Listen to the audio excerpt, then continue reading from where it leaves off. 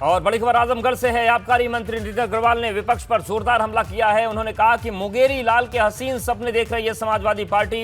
नितिन अग्रवाल ने कहा कि पीएम मोदी के बढ़ते कद से विपक्ष घबरा गया है और उन्होंने ये भी कहा कि 2024 के चुनाव में जनता विपक्ष को करारा जवाब देगी। यूपी में समाजवादी पार्टी को 5 सीटें मिलना भी मुश्किल है। तो आबकारी मंत्री नितिन अग्रवाल ने विपक्ष पर निशाना साधा है। उन्होंने कहा कि व्यापारियों के लिए लगातार सरकार काम कर रही है और जनहित में जिस तरीके से काम सरकार ने किए उसके बाद जो जनता है वो विपक्ष को करारा जवाब 2024 में देगी। तो आजमगढ़ पहुंचे थे और इस दौरान आबकारी मंत्री नितिन अग्रवाल ने ये बातें कही। लोकतंत्र में सम्मान करते हैं जनादेश का। जीत हार अपनी जगह अलग है, जनादेश का सम्मान होना चाहिए। ठीक है, हम लोग कर्नाटक में जो जनादेश मिला है उसका पूरा सम्मान है। हम लोग यही लोकतंत्र की परिभाषा भी है। हम लोग आज विपक्ष में आए और हम लोग वहाँ पे विपक्ष की भूमिका निभाएंगे। 2024 सर महंगाई बेरोजगारी बड़ा मुद्दा है। बहुत हो गया भाई। अब देखिए ऐसा है, आज देश की सरकार जिस तरीके से देश के गरीबों की सेवा करने का काम कर रही है और जिस तरीके से जो योजनाएं चलाने का काम कर रही है, हम उन मुद्दों को लेकर देश सरकार पब्लिक के बीच में जा रहे हैं। चाहे वो लॉ एंड ऑर्डर की बात हो, चाहे वो विकास की योजनाओं की बात हो, चाहे वो देश के गरीबों को जोड़ने की बात हो, विकास की धारा में जोड़ने की बात हो, हम उस मुद्दे को लेकर आने वाले चुनाव में जाएंगे।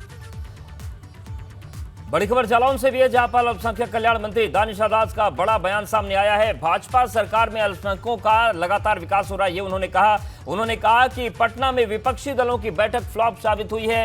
निकाय चुनाव में भी भाजपा ने मुसलमानों का ख्याल रखा है। तो दानिश आजाद अंसारी जालौन पहुंचे थे और उस दौरान उन्होंने बातें कही हैं। उन्होंने कहा कि भाजपा सरकार में अल्पसंख्यकों का लगातार विकास हो रहा है। पटना में विपक्षी दलों की बैठक फ्लॉप साबित हुई है।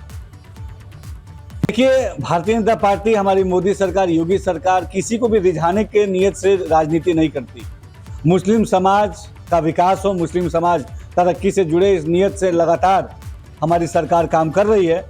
और आज 2014 के बाद से केंद्र में और 2017 के बाद से उत्तर प्रदेश में जिस तरीके से अल्पसंख्यक समाज, मुस्लिम समाज, नौजवानों का, युवाओं का उत्थान हमारी सरकार ने किया है, चाहे उनको रोजगार से जोड़ना, चाहे उनको अच्छी शिक्षा से जोड़ना, चाहे उनके उद्योग को बढ़ावा देना, ये इससे पहले किसी सरकार में नहीं हुआ। बिहार में जो गठबंधन के नियत से जो विपक्षी दल एकजुट हुए वो टोटल फ्लॉप शो साबित हुआ। उत्तर प्रदेश से ही वहाँ आप देखिए कि कई सारे जो विपक्षी दल है वहाँ मौजूद नहीं थे। देश के भी कई विपक्षी दल वहाँ मौजूद नहीं थे। तो वो कुछ सीमित लोगों का एक वो गठबंधन है। उनका नियत क्या है? उनकी नियत केवल और केवल सत्ता की कुर्सी हथियाना है। देश की, प्रदेश की विकास से उन्हें कोई मतलब नहीं है। देश के और प्रदेश के जनता की सेवा से उन्हें कोई मतलब नहीं है। देश के उत्थान से उन्हें कोई मतलब नहीं है। उनका केवल मकसद है कि हमारे प्रधानमंत्री नरेंद्र मोदी जी जो गरीबों की, बेसहारों की, दलित की, पिछड़ों की, पासमानदा समाज की जो बात करते हैं, जो आवाज़ उठाते हैं, उस आवाज़ को दबाने के मकसद से ये गठबंधन तैयार हो रहा है।